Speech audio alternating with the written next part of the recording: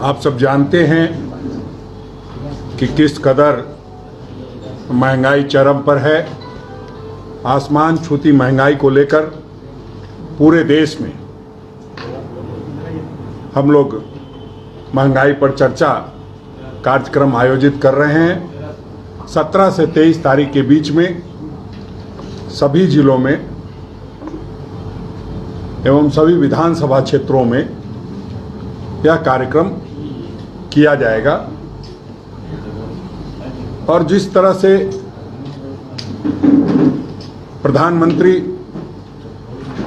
बार बार जब प्रधानमंत्री नहीं थे तो बहुत तरह की बातें करके या यूं कहिए कि देश को गुमराह करके कि महंगाई चरम पर है और बहुत हुई महंगाई की मार, अब की बार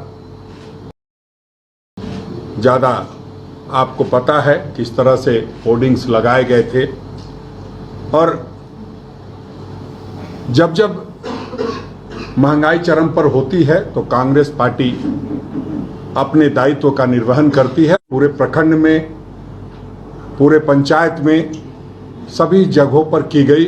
और हम आज ये कह सकते हैं जिन अलग अलग राज्यों के लोगों से जो बातचीत हो रही है उस पर कि झारखंड पूरे देश में अव्वल रहा है।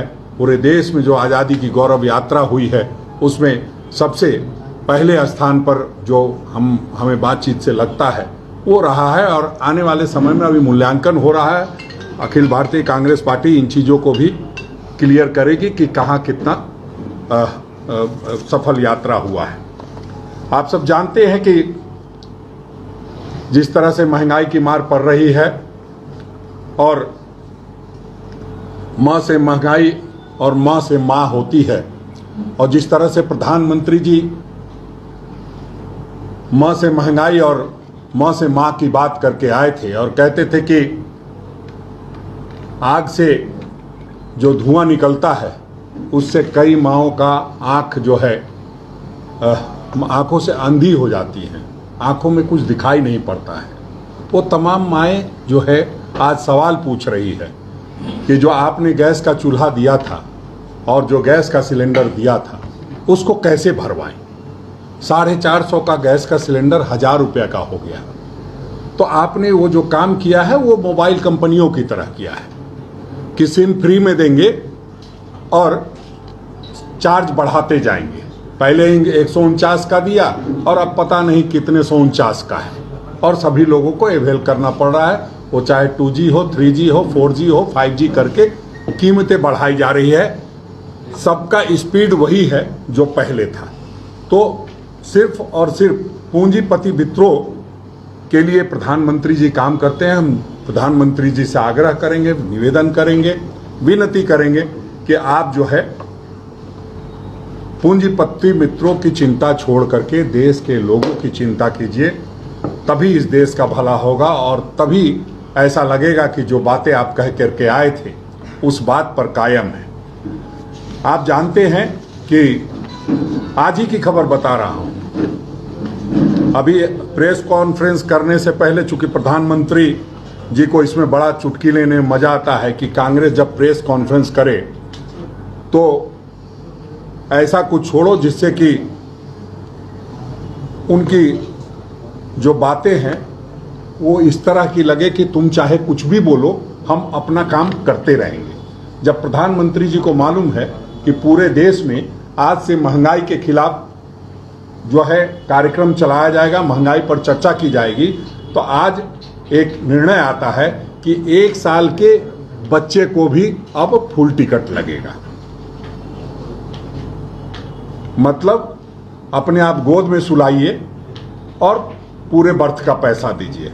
और अगर बर्थ पर बच्चा सो गया 1 साल का तो फिर रात में नीचे ही पाएगा। इतनी भी समझ प्रधानमंत्री जी को नहीं है। वो इसलिए कह रहा हूं, इसलिए मैं कहता हूं बार बार कि परिवार को समझना, परिवार के साथ रहना और बात है और सरकार चलाना और बात है।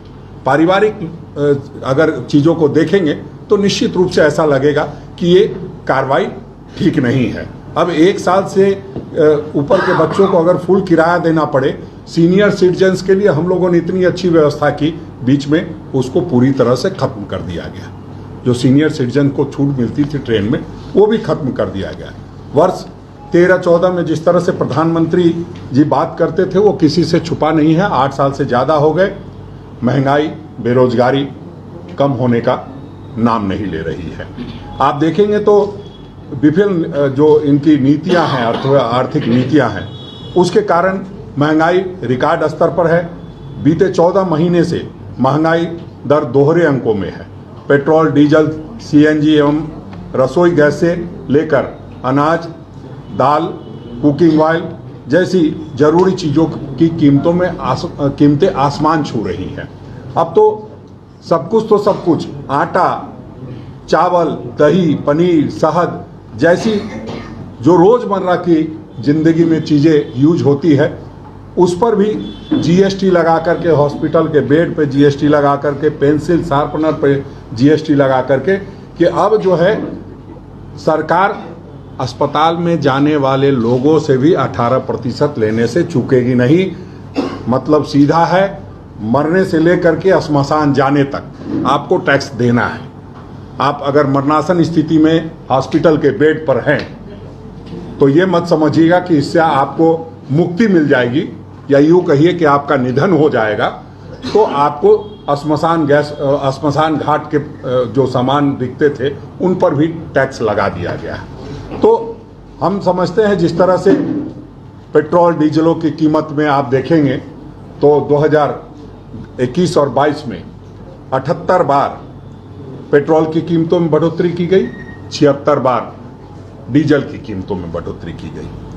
जो हाल 2014 में एलपीजी सिलेंडर का दाम 410 रुपया था, 2022 में 1053 रुपया प्रति सिलेंडर हो गया, जो 156% की बढ़ोतरी को दर्शाता है। पेट्रोल 71 रुपये प्रति लीटर था, 100 रुपये प्रति लीटर हो गया, 40% की बढ़ोतरी को दर्शाता है।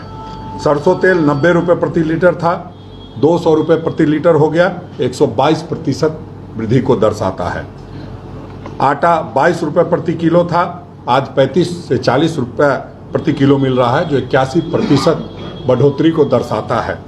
दूध 35 रुपये प्रति लीटर था, आज 60 रुपये प्रति लीटर है, 71% बढ़ोतरी को दर्शाता है। कहने का मतलब ये है कि आप ना तो महंगाई पर काबू कर रहे हैं, ना ही ऐसे लोगों पर कोई कार्रवाई कर रहे हैं। महंगाई ऐसा नहीं है कि सिर्फ जीएसटी भर है, महंगाई अनर्गल रूप से बढ़ती जा रही है और सरकार का उस पर से नियंत्रण नहीं है, क्योंकि उनकी आर्थिक नीतियां पूरी तरह विफल है। 27 लाख करोड़ रुपए इस सरकार में पिछले 8 सालों में उगाहने का काम किया है। बावजूद तमाम सरकारी संपत्तियों को बेचने का काम ये सरकार कर रही है। ऐसे में हम सबों का चुप बैठना ठीक नहीं है। हम लोगों ने लगातार महंगाई पर चर्चा के लिए योजना बनाई है। सभी हमारे जो मंत्रीगण हैं 6 जिलों का दौरा करेंगे। सभी विधायकगण अपने विधानसभा क्षेत्र को छोड़ करके बाकी जो उनको विधानसभा के अभिभावक की जिम्मेदारी दी गई है, या यूँ कहिए पालक की जिम्मेदारी दी गई है, उनको वहाँ जाना है। संयोजकगण 25 जिला में जाएंगे। साथ ही साथ सभी जो विधानसभा में एक अगुवाई करने के लिए, नेतृत्व करने लोगों को डिप्यूट किया गया है, वो सभी लोग वहाँ जा कर के नुक्कड़ नाटक के माध्यम से, महंगाई पर चाय दुकान पर बैठ कर के आदि तरीकों से चर्चा करेंगे, महंगाई पर चर्चा करेंगे। और जो आप कहते हैं बराबर कि आप प्रेस ब्रीफिंग से तो आप सारी बातें कहते हैं, मैदान में जो, या यूं कहिए कि लोगों में ये जहन में बात नहीं है कि महंगाई मार रही है लोगों को, तो उस बात को बताने के लिए या यूं कहिए उनको जागरूक करने के लिए इस कार्यक्रम को हम लोग कर रहे हैं। और जो आप बहुत सारी चीज़ें साथ में है कि इसी तरह सब्जियों की कीमत में भी 35% की वृद्धि की गई है। नमक, जिसके लिए आंदोलन किया था महात्मा गांधी ने अंग्रेजों के समय में, उस नमक पर भी अब 41% की वृद्धि कर दी गई है। तब जब नमक को भी नहीं छोड़ा जा रहा है तो हम चुप बैठे रहें। जब हम अंग्रेजों के समय में चुप नहीं बैठे तो अब चुप बैठने का कोई मतलब नहीं बनता। इसलिए हमने 5 तारीख को 5 अगस्त को राजभवन पर जो घेराव किया था वो आपको देखने को लगा होगा कि लोगों में आक्रोश है और उस आक्रोश की वजह से इतनी भारी संख्या में लोग भी जुटे और इतने तरीके से शायद आज तक जो मैं जितने दिन से यहाँ पर राजभवन को घेराव करता रहा हूँ, इतनी भीड़ और इतना ज़बरदस्त समर्थन और आक्रोश पहली बार राजभवन पर देखने को मिला था। और उसके बाद हम लोगों ने लगातार ये कार्यक्रम तय किया है, हर जगह पे सड़क पर उतरेंगे। ये तो 17 से 23 का कार्यक्रम है। 28 तारीख को ये भी योजना बनी है कि अखिल भारतीय